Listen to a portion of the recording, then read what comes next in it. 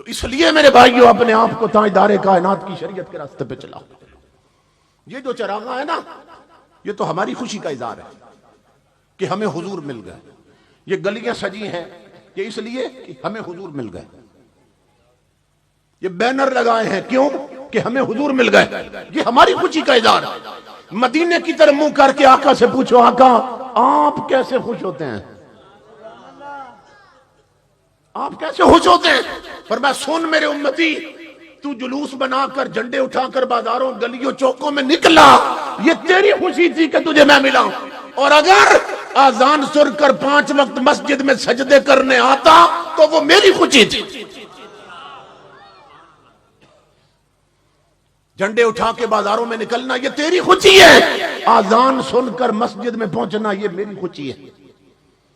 اور یہ جو تو نے لاکھوں میٹر کپڑا بازار میں لٹکا دیا بینر بنا کے، یہ تو تیری خوشی ہے کہ تجھے میں مل گیا۔ خوشی ہے آمنہ کے لال کے تشریف لانے کی، تو بینر پہ آیتیں لکھوا دیتا ہے، یہ اس طرح کے مصرے لکھوا دیتا ہے، یہ تو تیری خوشی ہے۔ اتنا کپڑا تو نے بازاروں میں لٹکا دیا، یہ تیری خوشی ہے۔ آقا آپ کی خوشی کس میں؟ فرمایا اگر جوان بیٹی کو گھر سے نکالتے وقت صرف 2 میٹر کپڑے کا پردہ کروا دیتا تو میری خوشی تھی۔ ایمان سے بتائیں کہ اپنی خوشی تو ہم دیکھتے رہے، حضور کی خوشی کتنوں نے دیکھی؟ یہ صبح بے پردہ بیٹیاں کس کی کالج جا رہی ہوتی، بازاروں میں کس کی عورتیں بے پردہ جا رہی ہوتی؟ حضور کی امت کی بیٹیاں، اور پھر کس لباس میں جا رہی ہیں، اس طرف بھی کبھی توجہ دی؟ امام الانبیاء نے فرمایا کیف بکم، اس وقت میری امت کا کیا حال ہوگا؟ صحابہ سامنے موجود تھے، عرض کیا آقا کہاں؟ فرمایا اذا فسق فتیانکم وطغى نساؤکم، اس وقت میری امت کا کیا حشر ہوگا جب میری امت کی عورتیں قابو سے باہر ہو جائیں گی اور شریعت کی ہر حد توڑ دیں گی۔ اور امام الانبیاء نے فرمایا اس وقت کیا حال ہوگا میری امت کا جب میری امت کے اکثر جوان بد کردار اور بد چلن ہو جائیں گے۔ اس پر حضور روئے تھے، اور آج ہم اپنی آنکھوں سے دیکھ رہے ہیں کتنے جوان ہیں یہ جو 5 وقت کی نماز پڑھتے ہیں، کتنے ہیں جنہوں نے کبھی قرآن کی زیارت کر لی ہو، ٹچ موبائلوں پہ بیٹھے، طوائفوں کے کلپ بھرے ہیں، گانے سنتے رہتے ہیں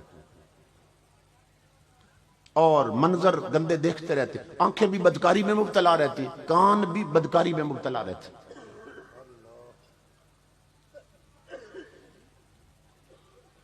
دیکھو نا حضور ہمیں ہمیشہ کے لیے ملے،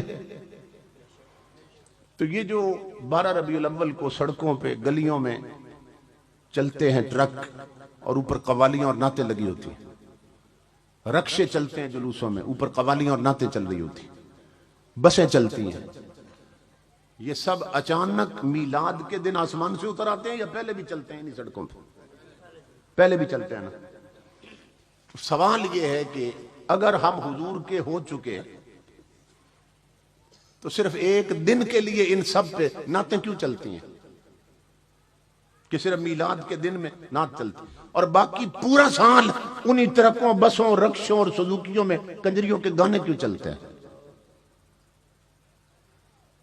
تو اس کا مطلب ہے ہم بتاتے ہیں آقا ہم صرف ایک دن کے لیے آپ کے، تو باقی پورا سال ہم کس کے؟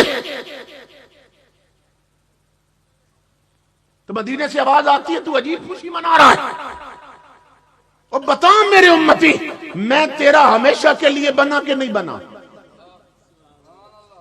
بتائیے حضور ہمارے صرف ربیع الاول میں یا ہمیشہ کے لیے؟ وہ تو قبر میں بھی ہمارے ہیں، وہ تو حشر میں بھی ہمارے ہیں۔ تو آقا فرماتے ہیں تیری خوشی یہ ہے نا کہ میں ہمیشہ کے لیے تجھے ملا، میرا دل اس دن خوش ہوگا جس دن ہمیشہ کے لیے تو میرا ہو جائے گا۔ تو ہم صرف ایک دن کے لیے حضور کے کیوں بنتے ہیں؟ پورے سال کے لیے حضور کے کیوں نہیں بنتے؟ پوری زندگی کے لیے حضور کے کیوں نہیں بنتے؟